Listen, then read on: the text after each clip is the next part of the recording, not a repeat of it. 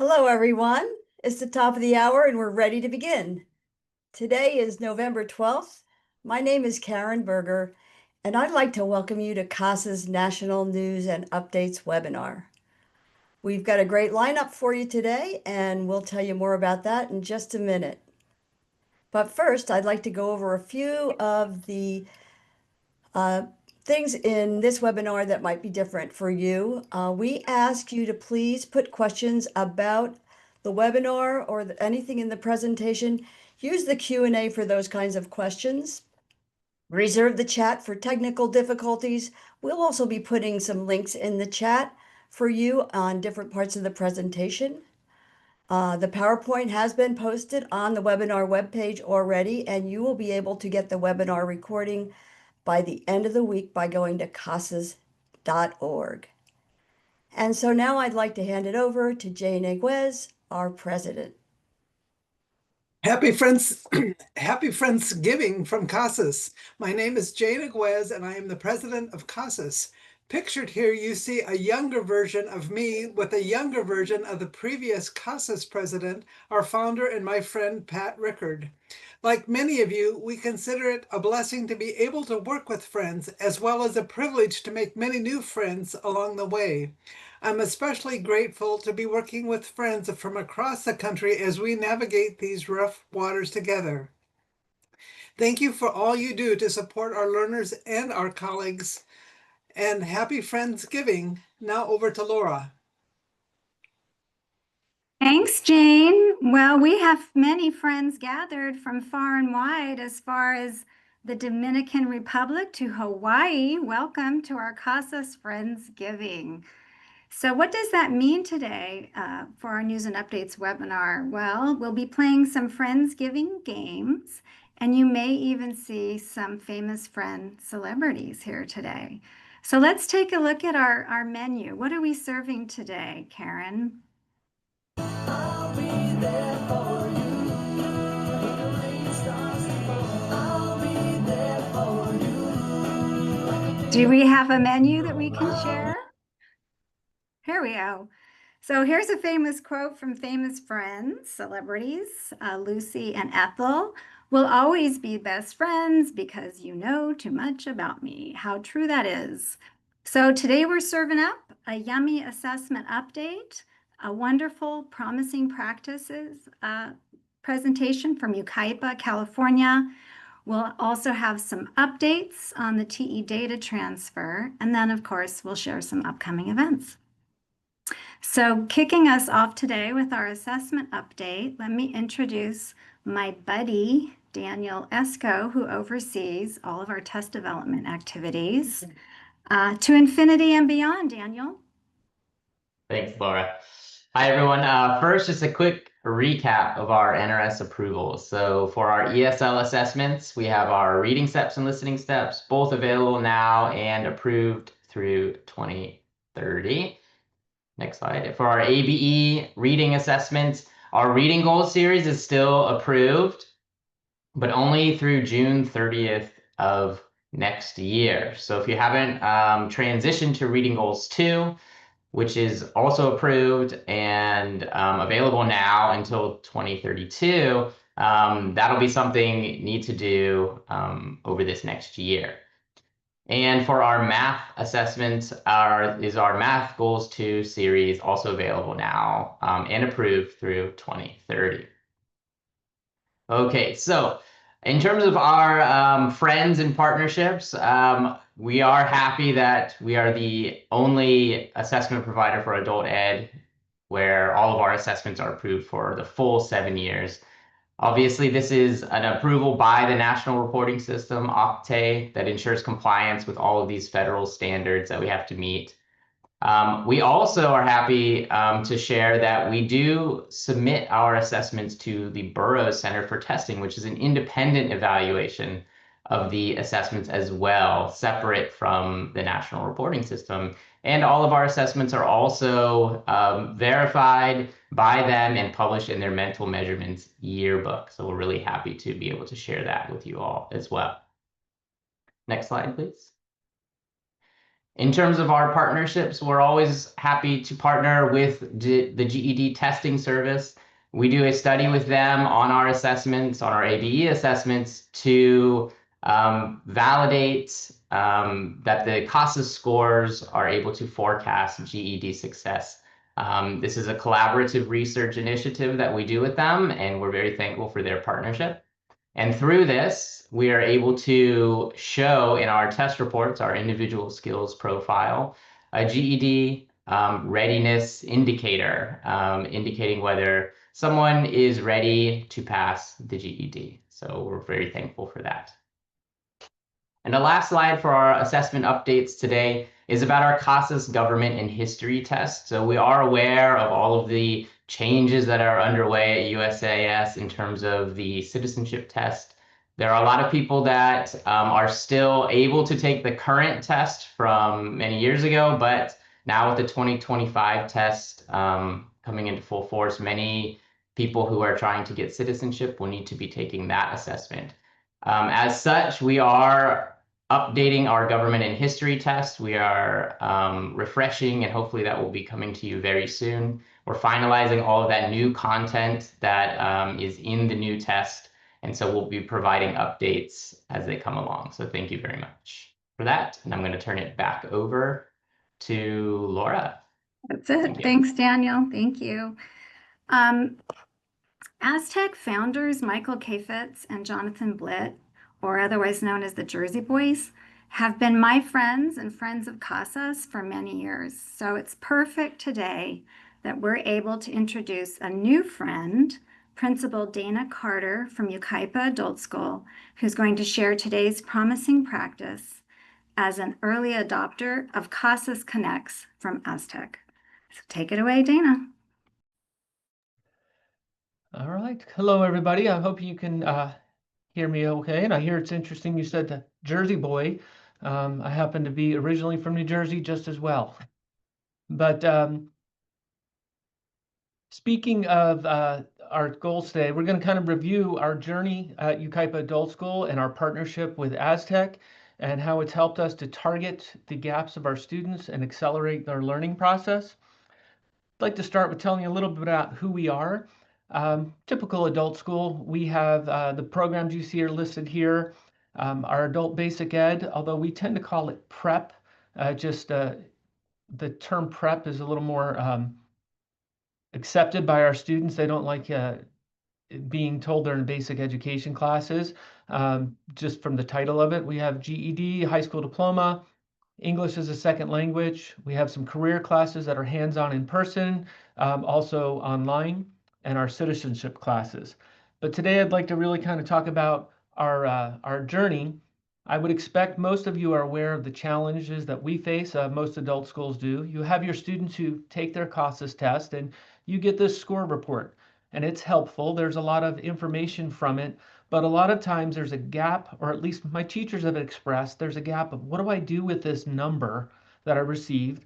It gives them a direction, but as a small school, a lot of my teachers are part-time. They don't have as much time as maybe somebody who's fully invested as a full-time teacher to dig in. And so we looked for ways to support those teachers to target the gaps and help accelerate learning. And how do we do that efficiently so we're meeting our student needs? Introduce CASAS Connects. So that was our solution. And what CASAS Connects is, if you're not familiar with it, is a student will take their CASAS assessment, and then the CASAS results do a data match where CASAS and Aztec have permission. They talk to each other. It filters the CASAS scores through the Aztec curriculum, allowing our students to have a customized learning plan that is specific for them. It's found that it helps our students and our teachers kind of accelerate the learning because the students don't have to work on things that they've already demonstrated mastery of. It allows the teachers to target the areas where they didn't do well. So I'd like to kind of share how did we get here, our journey. And it started probably back in 2018 when I was new to adult ed, and we became partners with Aztec. We adopted them, had their curriculum that we're using. We had their fundamentals, foundations, the bridge curriculum. All of that is still there. It is still appropriate to use with students. But as I had mentioned earlier, how do we streamline this so that we can accelerate our students' learning? There were some limitations. The learning plans were either generic, meaning it covered the full curriculum, or I need a teacher who go in and modify it, which they could do, but it took some time, and the teachers, some of them honestly didn't always have that time built into their schedules. So talking with the folks at Aztec, and they said, we have a solution we believe will work called CASAS Connects. and we gave it a shot. So back in August of 2023, there was a pilot that was run. And in that pilot, we said, we'll be an early adopter. Let's do it. I've been hearing about this program. I think it'll be wonderful for my teachers, for my students. Well, like anything, it wasn't perfect. Why do I share that? Well, because we're among friends here, and our friends at Aztec were willing to learn with us. And that's part of a good friendship. They learned from some of what we had to share. We learned from some of what they had to share. The initial plan was we took all of our ABE classes. They participated in the pilot, so it was math and ELA. We would upload our information, and we found that there were issues in the data uploads. It was supposed to happen about weekly or upon request. But after trying it, my teachers were a little bit frustrated. The learning plans were not filtered like we intended. There was some hesitancy of my teachers to jump in and transition from what they knew in Aztec, which worked really well, into this A-Tutor and Connects piece because of the data upload failures. And then sometimes when teachers or students would log in to look at the learning plan, there was nothing there. Now, you might say, I'm talking about our successes. Why am I talking about something that kind of fell on its face? Because that's where we started, but it's not where we ended up. So we moved on, we continue with that, and we are piloting with them right now. And all of those prior experiences have actually been addressed. So sometimes you're encouraged to participate in a pilot, whether it's through CASAS, whether it's through Aztec, somewhere. I encourage you to do it because it's the input that you give back that will help fix these issues and make it beneficial for your students in the future. In our current pilot, the things that have changed, Aztec did address the known issues that we had from our prior pilot. We did a little bit smaller. We're only doing goals to math in this pilot. Also, we learned when we did our teacher training, rather than give them these long, hour-long videos that kind of was a full training, working with our field service rep from Aztec, we got video or vignettes or bites, so maybe 10 minutes max on our training videos. It allowed us to, or allows me as an administrator to provide my teachers with targeted instruction, but because they were videos that were created specifically for our school, they address our needs, and the teachers can review them, look at them anytime they need. When I have new staff come in, I have these little vignettes that will target what is their learning spot at that moment, rather than a long, full, hour, hour and a half in service where they have to find certain sections of it. The upload issues were addressed, so it now uploads the data talks with CASAS nightly. We also had to do some reconfiguring. We reconfigured our student login format. We just changing the format and some of the ID numbers made it so that the data flow works together. So in that workflow, one of the benefits of it, it decreases student assessment time. What would happen is our students would CASAS test, they'd go into the prep class, and then the teacher, although they had the CASAS data, would have to kind of reassess to filter out where in Aztec, what pieces of their lesson could they remove, what pieces of the lesson do they need to leave. But now CASAS Connects actually will do that for us. It helps the teachers with a starting point. The other piece is it connects it reduces the learning time, meaning it helps students accelerate faster. So you can see some of the feedback and the data that I'm sharing in the next component will tell us some of the feed. On the right is some of our quantitative data. These are actual students in our school, and those are the actual number of lessons that were removed from their learning plan based on their CASAS scores. So you can see there's a wide range, but there are some students who, when they came in, especially when a student goes into our prep or our ABE class, they came in wanting to be in a high school program. So they're already a little defeated because they're not at that high school level yet. And it was such an encouragement to some of these students to see, oh, look, I know a lot more than I realize. There was 276 lessons removed from my learning plan because I demonstrated mastery of that, or I know that information. Our teacher, Mr. Meitinger, said it really helps him to kind of target the student needs rather than having this full A-Tutor curriculum and him having to do the sort, the data match sorted it for him. Now he still has full access to the A-Tutor curriculum. If he finds that a lesson was removed and a student needs some refresher, all of that's still available to him. But it helps him focus. And because of this, we found students are moving from ABE into high school a little faster because they're focusing on those particular needs. With any transition, though, there's always challenges and lessons learned.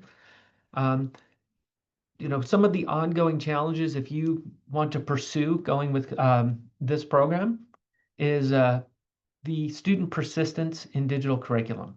And I don't think that that challenge is unique to Aztec. I think it is true to any online curriculum that we have or offer our students.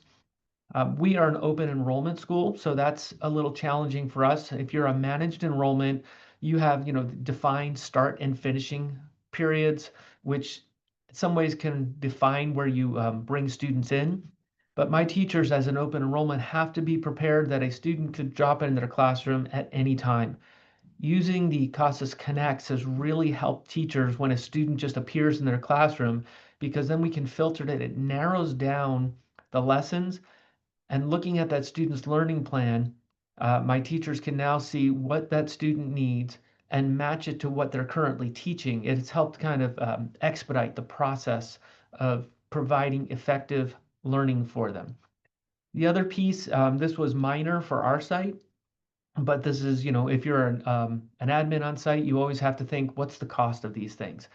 There was an adjustment in the purchasing of licenses. As part of the pilot, there's aspects or benefits to doing it that way. But if you were to purchase this, you might think, oh, is there an additional cost? Really, one of the things that we are finding is because we have the CASAS Connects license and the A-Tutor, we're not needing as many of the fundamental foundations and other products. And Aztec will allow you to kind of shift and move within products. So that's a way of, if you're a current customer with them, of moving into this new program that's beneficial to your students without really incurring a cost or much of a cost, because you can transfer licenses over. It's been very helpful. Key learning components, very helpful, are we've had better teacher success with I've already mentioned those short PD videos that were very helpful targeting for our staff so that they can better help the students. Reminder, it's not a set and forget. Just like anything, you go to this presentation, it sounds great, I'll just set this all up, and it does take a little setup. But you do have to kind of monitor, which you should be doing anyway if you're running an effective program. But just a reminder of that. A good example you can see in that learning component, sometimes you'll go into a student's learning program and you'll see they have 0 lessons in Connects. And you think, well, something's amiss here. They took their CASAS test and it's not high enough for high school diploma, so there surely should be some lessons there. And that's when we go in and troubleshoot. And we found that there were some times in the pilot that the error was on our end. We didn't tag them correctly in TOPS Pro, so identify them as an Aztec student. There was a student where we did have an issue, and Aztec, it was a coding component, but we called our Aztec people, and within 24 hours it was fixed. That student had their lessons and learning continued. So Aztec has been great partners in making it happen. Which means, where do we go from here? I think the next step, what we're as a school site is, we're looking about how do we take the successes from this pilot and expand them. So right now we are, just as I shared, doing it with math. We're looking at including or adding it to our ABE to help get those benefits in the English classes that we're seeing in the math. We're also tracking and comparing the EFL gains between the students who use Connects and those who did not. And so far, we're seeing that although gains are happening in both, the early data, and it is still early data, but the early data is showing that those in Connects are achieving those gains at a faster level, which is what we had hoped to see, knowing that we're doing targeted instruction towards their needs. And then also, our site is looking at providing students with a mini digital literacy course to help prepare them so that they're more effectively using the web-based curriculum that's targeting their needs. As you can see on the right side, at our school, our mission here is really to make a difference in the life of every student. And we do that, it's through, in a short version, we say it's to help students get a job, get a better job, or get to college. And our friends at CASAS Connects are helping us to help our students be able to do that. So thank you for your time, allowing me to share a little bit about our friends at Aztec and the partnership we've done this year in our pilot, and some of the successes and learning we've had for that. And I appreciate your listening. Thank you, Dana, so much for joining us. We really appreciate you taking the time to share your successes, and we're thankful for friends like you and Aztec too, because you were able to work. Sometimes it's hard to give constructive criticism to friends, but you went through the pilot so we could have a better CASAS Connects and a really great research source for our people. So thanks again for joining us. If anyone has any questions for Dana, you can pose those in the Q&A and he will be happy to answer them. So thank you again. So glad you could come today. Pretty soon, we'll be launching another webinar with our partners in Aztec. They'll talk a little bit more about CASAS Connects, and we'll dig a little bit into the blueprints and how those two work together, the CASAS Connects with the A-Tutor and the CASAS test results. So we'll be sending out an email when that is scheduled, and so watch your email and hope you can join us for that as well.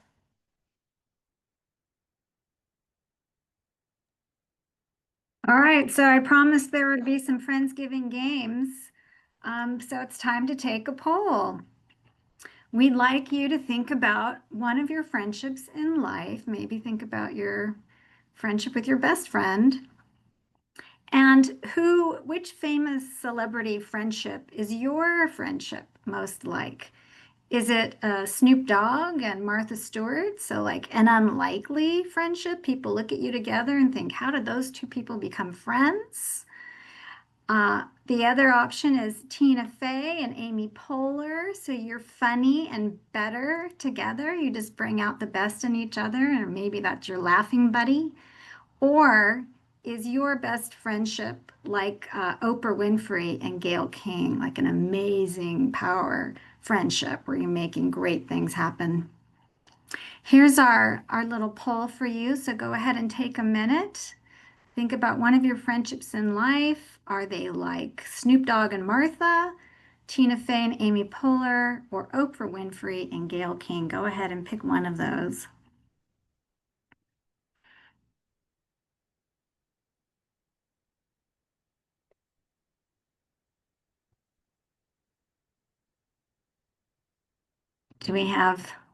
What do you think, Karen? Are people answering the poll? I know there's We've got a lot of great answers chatter coming in. We've got about 58% of you have answered. Just click on the screen there for whatever your choice is. And we'll give you just a little bit more time to do that. And then we will share the results with you. I bet a lot of people never even thought about their friendships in this way. So, okay, I'm going to go ahead and end that poll. Answers still coming in. Okay, I'm ending the poll. We got 70% participation, so that's great. Thank you so much, everyone. And now I'll share those results with you so you can see how people voted on that.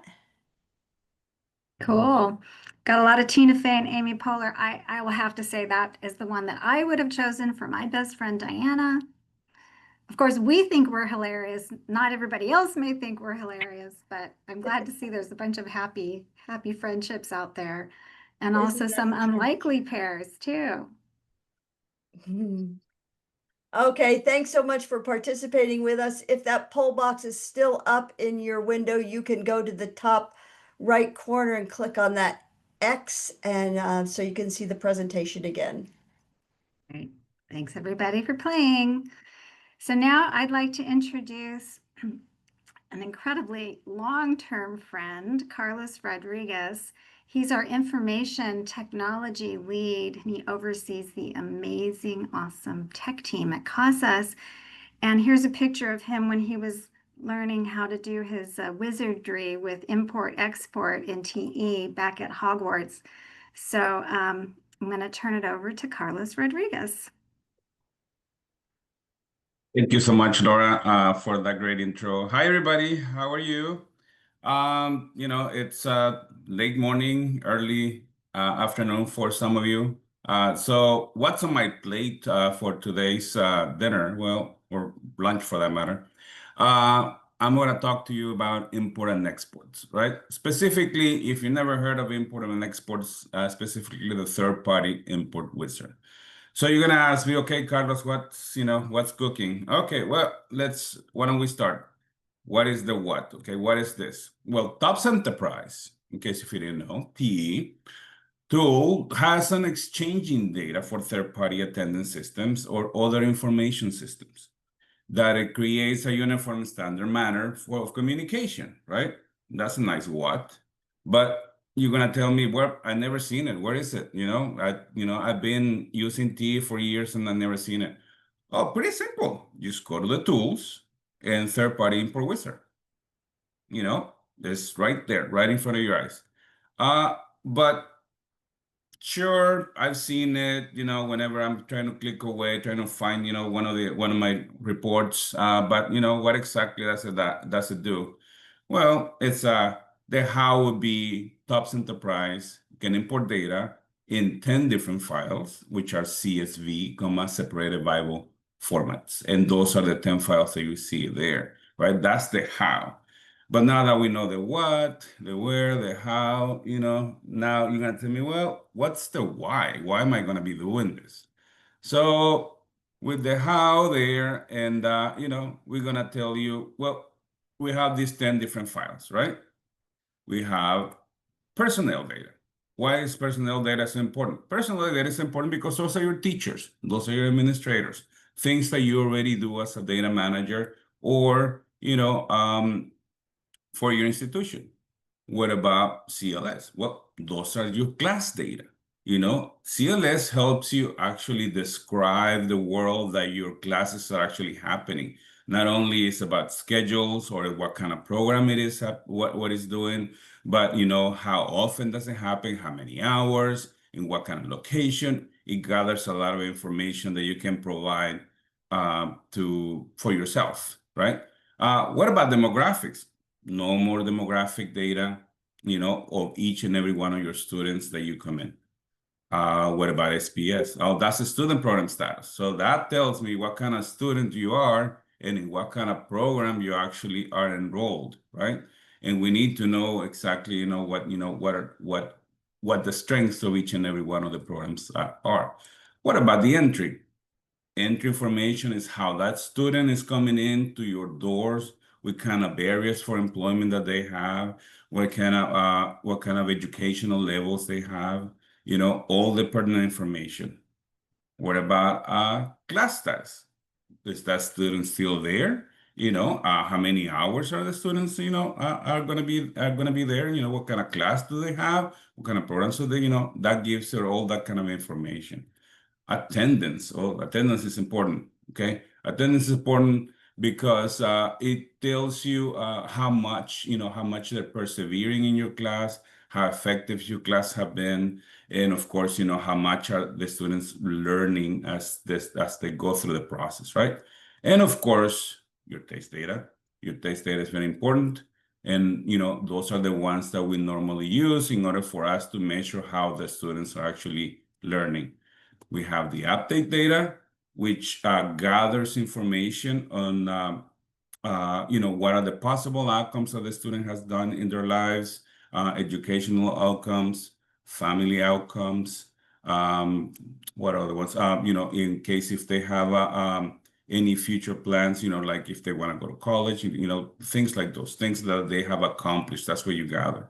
And of course, we do have our very own set of information, for high school equivalency exam results. That will be your last one. And then you're gonna tell me, wow, that's a big how. Okay, you're talking about 10 different files there. That's a lot of information. And why? Talk to me why. Okay. Well, the why is pretty simple. The why is your data. Why is your why the data? Your data is the most critical asset you have for strategies and for operations, in case if you didn't know. Your data will help you define and enforce policies and procedures, accuracy of your data, the security of your data, the compliance with your programs, accessibility, to make decisions. Okay. So you have this huge power with your data. And then you're gonna tell me, okay, fine, but who's interested in all this data? Directors are interested in data. Administrators are interested in data. Teachers definitely are interested in data. And students are interested in data. And thanks to the data manager, of course, right? So, but that, you know what? Still, to me, it just sounds like a lot of work, you know? So, why exactly is my director interested in data? I don't know if you're that kind of person, but definitely your director wants to know what are the agency objectives. They're the ones that set the big goals, right? So we need, one of the objective can be performance gains. Why? Because funding is attached to performance, right? Another one can be enrollment trends. Okay, how are the schools performing, especially in this day and age? Definitely, we want to make sure, that we're checking to see if our students are actually enrolling and going to class. Or resource allocation, in case if you have issues with funding, you can set your funding priorities, you can find those objectives, and you can check your operational requirements in order for you to fulfill the needs for your agency. Those are the big problems that the directors are doing. Definitely professional development. They need to make sure that everybody's up to snuff, right? Or to create program strategies or new programs. There's always opportunity for something new, right? Because the job placement changes, radically from day to day. Well, what about administrators? Well, somebody needs to, monitor and make sure that those objectives are actually, being done correctly, right? Like performance gains enrollment or request for resource allocation, right? Not only whatever they're using for running, but also requesting for future priorities, operational requirements, professional development, such as professional learning communities of practice, additional instructional resources, things like those. If you notice, they're very much alike, but they serve different places, right?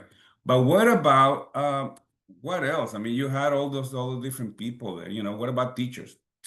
Let's go to the teachers. What do they care? They care about the performance gains because they tell the teachers and the students, how exactly the instructions are actually happening. They can see their trends, how enrollment is happening, how attendance is happening, the reason as to when, where, how the students are actually attending or not, when is it become more effective. The lesson planning, that's very important, for them. So in that way, they can keep engagement very strong. And also they can actually run reports, for a student individualized instruction. You might have a student that has a specific problem, right? A visual problem, or maybe there are different kind of listening learners. So they learn all of this through your data. What about the student? Okay, we reach all the way to the student. What about the student? Well, the student is interested in monitoring their progress. Okay, they want to know how well they did on that test. They might need, their attendance information in order for them to do, certain certifications and whatnot. They want to know how they're progressing. They want to make sure how much more do they have until they reach their goal, or how fast their efforts are actually working, for them. They can record personal achievements, like now they're fully capable or helping and understanding their kids' problems that they're having, at home, right? Or the learning progress. If it is steady Eddie, or if it is, you're doing by leaps and bounds because you actually found a way to learn from this point on, right? And of course, lesson support. Why? Because you're going to be given exactly, this kind of information that you need in order for you to learn better, either as a language or a subject, that matters to you. So Again, those are the reasons as to why, right? Because we have individualized instruction. So data. In data, we know the what, the where, the how, and definitely we know the why. Okay, so, and you're gonna tell me, well, Carlos, I already, I knew that. It just sounds like a lot of work. You're bringing 10 files. How often do you have to do this? What exactly is the benefit? I already have a lot of spreadsheets that I give to my directors, to administrators. I print all the reports for my teachers. We talk to the students, we make sure that we give everything to everybody. So it's already taken care of. So no worries. And I'm like, sure, it sounds like a lot of work, but what if we can condense all that information and put it into a single place? This is where imports and exports come in handy. What if you were able to import all this information into a system that it will feed you, the information, it will give you a quick analysis.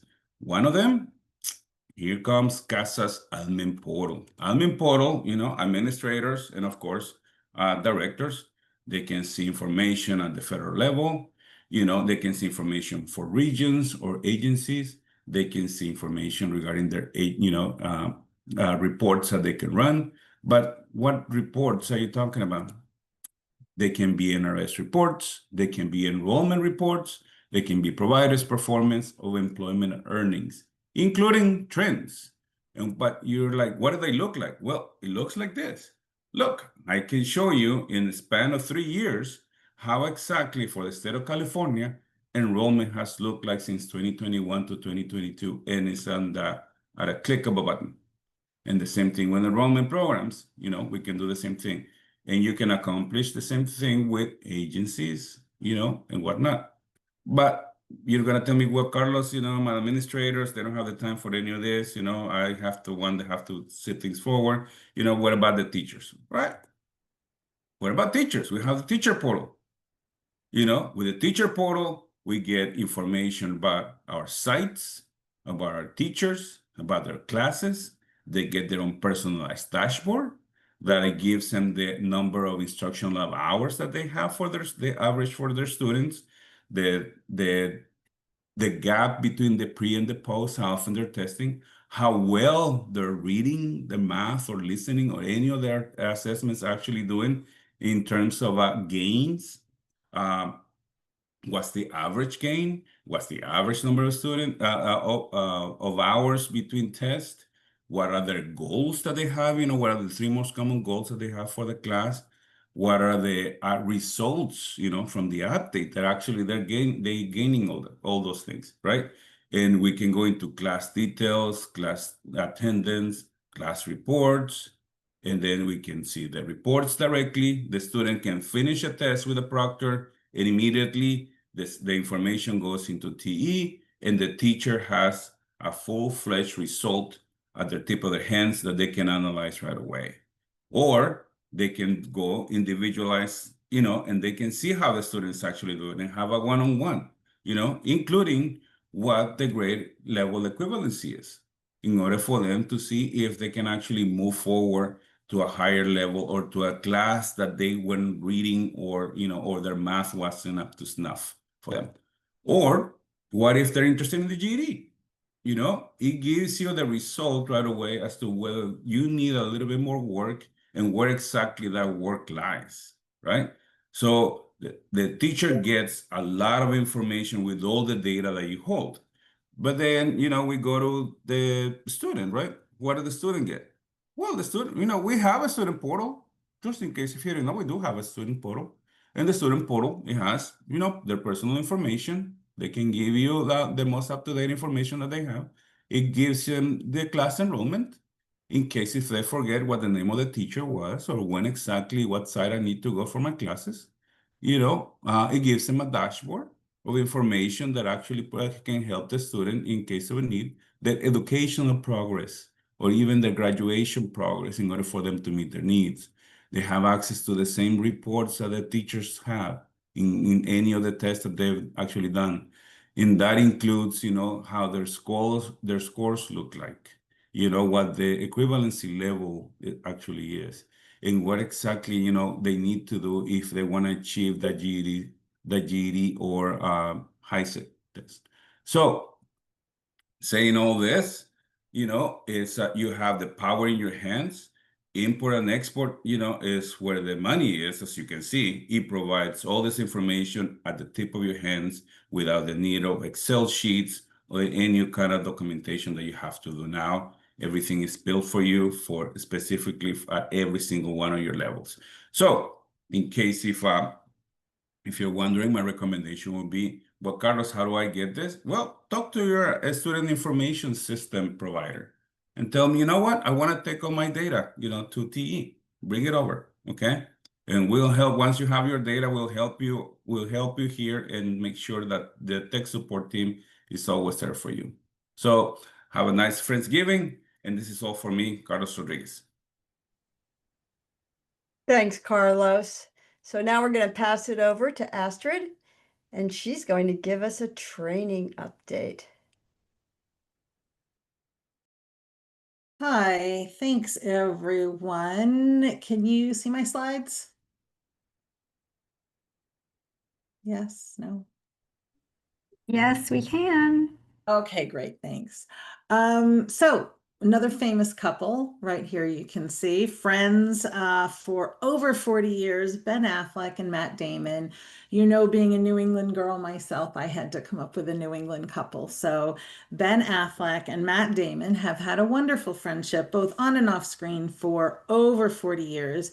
And we thought no better time than at our Friendsgiving table than to recognize our 40+ year friendship. So in talking with our wonderful founder, Pat Rickert, and our president, Jane Iguez, we wanted to think way back to the beginning of CASAS and give a quick shout out to the original, the OG CASAS friends. So California, Maryland, Washington, Connecticut, North Carolina, Oregon, and Iowa. I know we probably have some of you from every one of those states in the house. So thank you for being such longtime friends to CASAS. And we would be remiss if we didn't also give a nod to our original workforce friends, Project of the States, JTPA, WIOA 1 partners from way back. We were instrumental in that,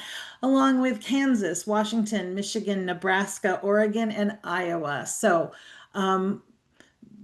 just know how important you are to all of us and how very much we appreciate that long-term friendship. So moving on to training, you might have noticed if you've been on the CASAS website that we have a bit of a new look.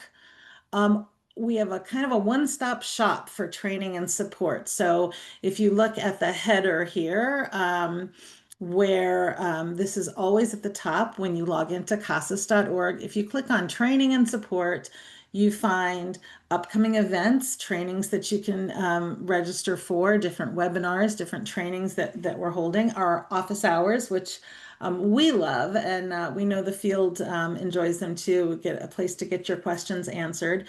And all of these individual help buttons right here, eTest help, TOPS Pro help. If you are looking to get information on TOPS Pro Teacher Portal, like Carlos just shared with us, it's right there. You can all access all of that. And of course, there's a link to our self-directed online training website. The one caveat is that in order to access these, you must be logged into the CASAS website. So you must go up here and you must log in. If you don't have a CASAS login, we would love to have you create a login and create an account with us here at CASAS. It's free, it's easy to do. Up here, it will say create an account. So please do create an account if you don't have one, and then you can access all of this great information. So remember, if you go to the website and you're thinking, I know that I used to be able to find that information. Where is it? I can't get, just think back and remember to go up to the top and to log in. There are more changes coming, and because friends share secrets, I wanted to let you in on a little secret. I know that so many of you have taken our new training courses, the new eTest Proctor, their multimedia, their interactive. They have a theme. Well, those are the modules, but we are working on reworking the entire CASAS site. It will still look the same, but we're doing some behind the scenes tweaking and a little bit of reconstruction. We're doing some friends renovations, and you know, friends help friends out. They bring a casserole when you're renovating and you don't have a kitchen. You don't need to go to those lengths for us, although we would appreciate a casserole now and then, but we will be updating things behind the scenes, and that may cause a little bit of a disruption. There may be a day or two where the site is down while we're migrating to a new server. We don't have a firm date on that yet, but just a heads up that it is in the works. As always, if you have any questions about the training site, you can always email training@casas.org or info@casas.org if things aren't working for you, or if you have a question or need some direction, and we're always happy to help. So that's my little friends to friends secret, and I would love to pass it along to Christine Maines to share some upcoming events. Thank you, my friend and training colleague, Astrid. I'm so glad to be here today. If you have come to our office hours before, as Astrid mentioned earlier, many of our friends have joined us where it's Friendsgiving every time we meet. Stop by your local coffee shop like the Central Perk in Friends, or brew a yummy tankard of your favorite warm cuppa, as Matt Damon would say, and settle in on the CASAS office hours couch. Just like the Central Perk, we gather regularly to answer your questions about CASAS life. While we don't dance around with turkeys on our head like Monica did, office hours are a fun way to gather together, and we can register and be sure to bring your office friends with you. One of our CASAS staff will usually go into a breakout room, or we'll discuss in the whole room together a hot topic or questions that you bring to the table. So join us for office hours where we're always open, and come get the tea with all of us. So next, just want to have you save the date because it's coming sooner than we expect. We look forward to seeing you at our next News and Updates webinar. You can save a seat now for February 11th webinar. So at the next webinar, of course, we'll have a hot topic to discuss and a promising practice, and we look forward to sending out some information about that. As always, make sure that you have checked under your CASAS website login, the one that Astrid mentioned earlier. Make sure that you've checked that you want to receive those newsletters from us. We don't spam you, and we never sell your contact information. But if you want to get just-in-time information from CASAS or get the webinar email, make sure that you've checked, yes, I want to receive that information under your CASAS account website login. So before we go to the next slide, I'd like you to post in the chat. Recently, I've caught up during the holidays with my childhood friend, Carrie Francis. We ate American cheese sandwiches and ate tomato soup at her house when we were 4 and 5. So who was your best friend in elementary school, your early days? Post that in the chat for us. And we will look and see all the fun names. Cassie, Chelsea, very nice. Post those childhood friends. We'll never forget them, will we? Oh, I see some folks who used to play games together when you were younger. And yep, down the street for sure. So as you post your names, we'd just like to share the faces and friends of CASAS with you as we say goodbye, and thank you so much for joining us today.